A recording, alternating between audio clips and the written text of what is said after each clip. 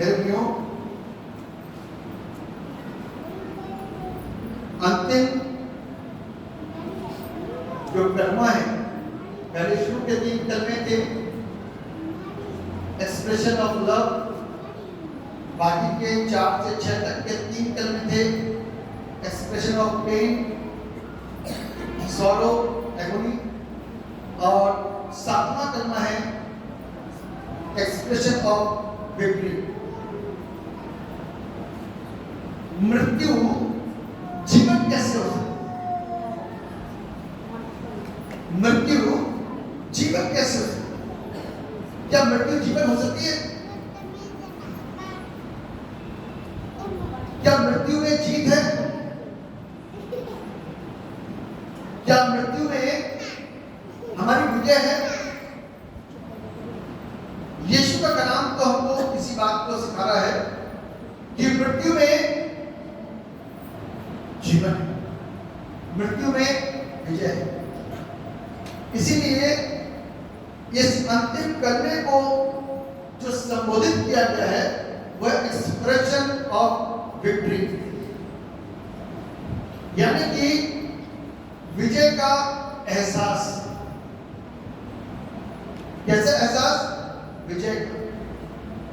यीशु मसीह ने मौत के ऊपर फतह हासिल करी, मौत के डंक को तोड़ दिया, शैतान को हरा दिया।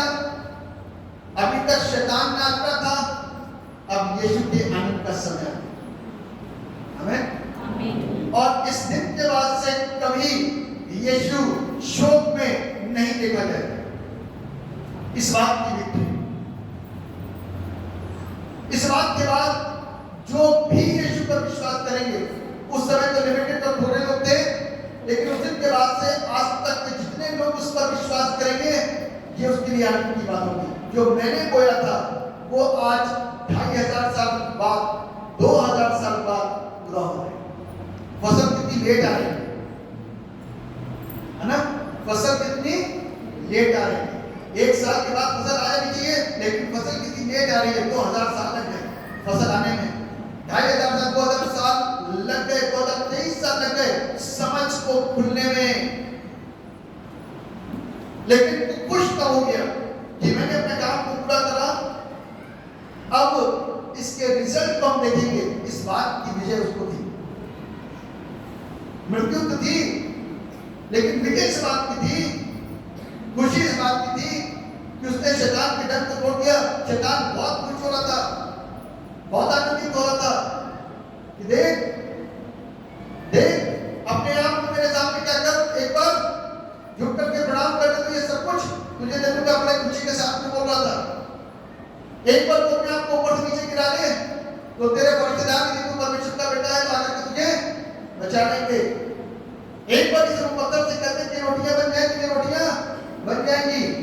उन सारी चीजों के करारे जवाब प्रभु यीशु मसीह ने इस जगह पर दिए। अंतिम समय में कहता प्रभु इट इज फिनिश्ड, सब पूरा हुआ।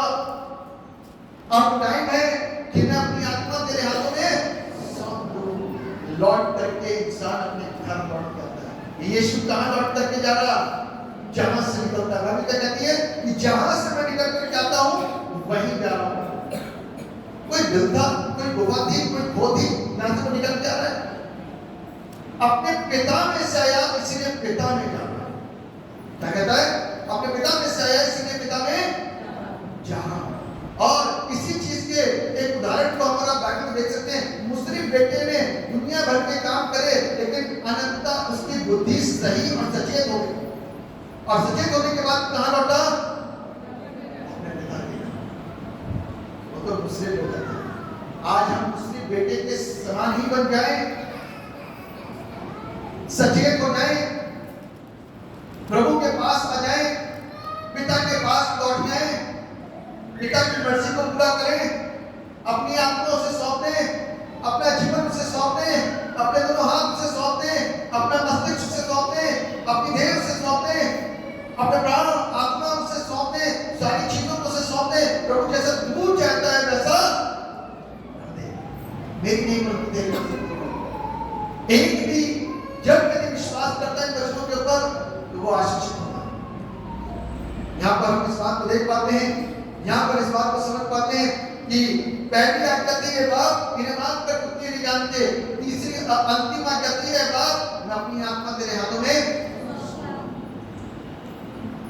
पहली बार बाप से बात करी, अंतिम आयत में बात से बात करता है ये सब कुछ पूरा हुआ, अब अपनी आत्मा तेरे हाथों में सौंप देता हूं, मेरा काम फिनिश, मैं अपने बाप के पास आ रहा हूँ, बहुत देर हो गई है, बहुत दिन हो गए, 33.5 साल हो गए मुझे तुझसे जुड़े हुए, और अभी जो एक अलगाव हुआ थोड़ी देर पहले, उस अलगाव के चलते मैं रह नहीं पा रहा हूँ, इसलिए तुरंत तेरे पास आना चाहिए।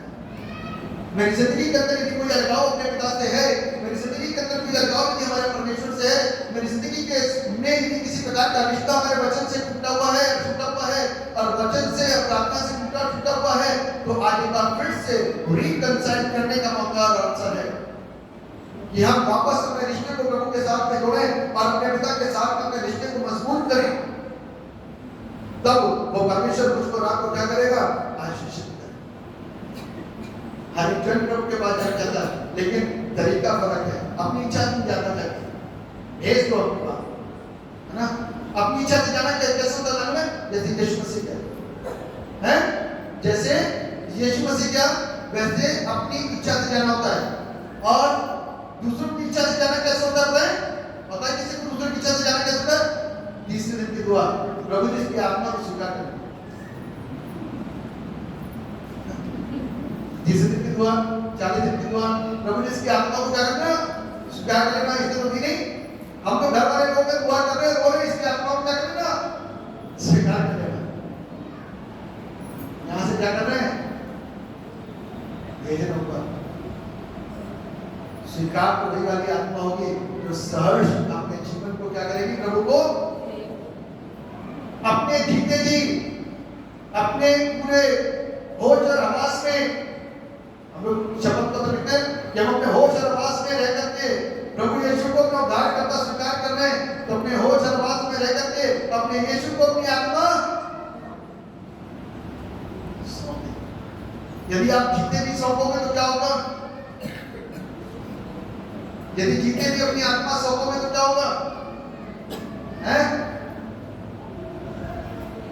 अपने को अपने लोगों के साथ में, अपने साथ में समझौता करना पड़ेगा। अरे भैया अब तो त्याग वाले दिन आ जाएंगे, अब तो परिवर्तन वाले दिन आ जाएंगे, अब अपने आप को बदलने वाले दिन आ जाएंगे, कैसे करा जाए? इसीलिए जो पिता की मर्जी पर चलता है उससे कष्ट नहीं होता, जो पिता की मर्जी पर नहीं चलता उससे कष्ट। अपने आप को बदलने, आज ये बदलने का समय है।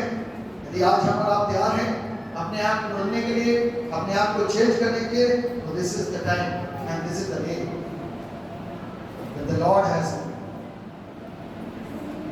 जो परमेश्वर ने बनाया है।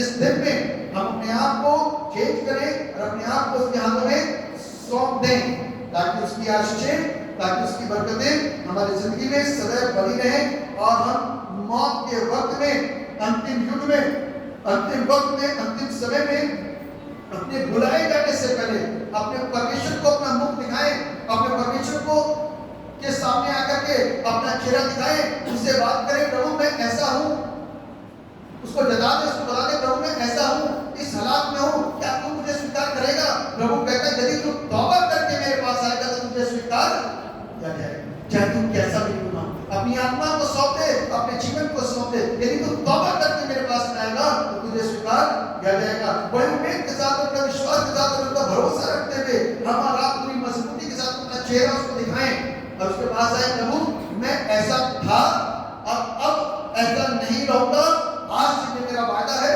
आज से ये मेरा प्रॉमिस है, आज से मैं अपने जीवन को तुझे सौंपता हूं।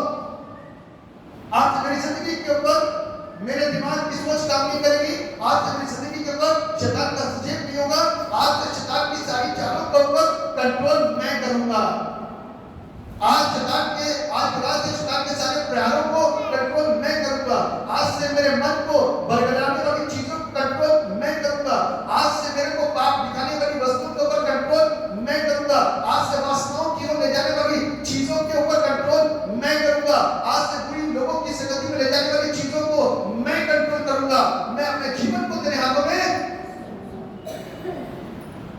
और जब जीवन सौंप सौंप दिया तो आत्मा अपने आप ही अभी नहीं मरेगी, अभी नहीं मरेगी। वो तो यीशु मसीह बिल्कुल एंड मोमेंट में था, उसने सौंप दिया। हमारा अपने जीवन को सौंपे।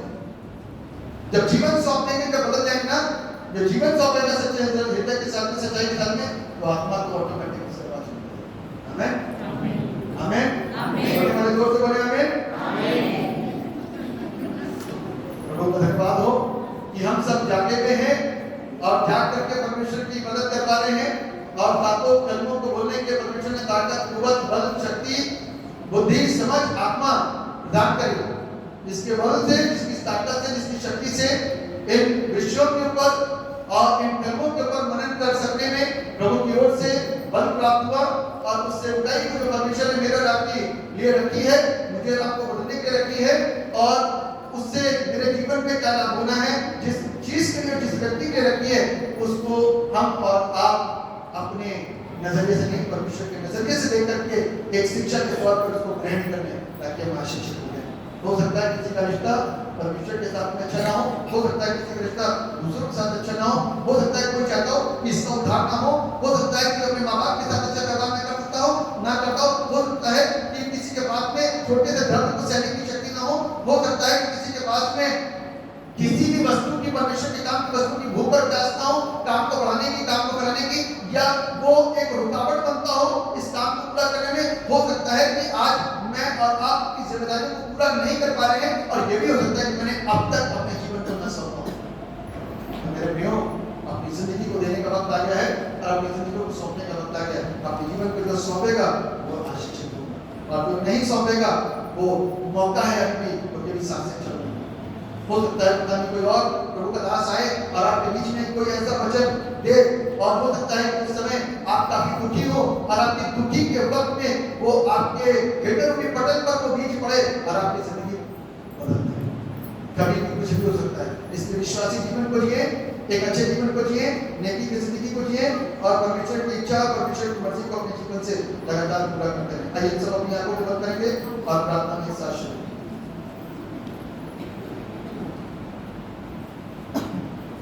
प्रार्थना में लोग कहेंगे,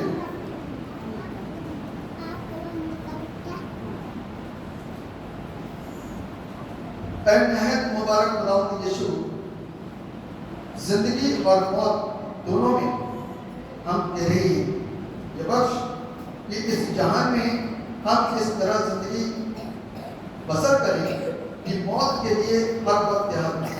ऐ खुदावंद, हमारी जिंदगी के आखिरी लम्हों में हमें तर्क ना कर, और ये बख्श कि जब तू हमें बुलाए तो हम ईमान में मजबूत पाए जाएं, ताकि तुझ पर उम्मीद और भरोसा रखते हुए हम अपनी रूह को अपने आसमानी बाप के हाथ में सौंप दें। यह तेरे ही रहम से हो, आमीन।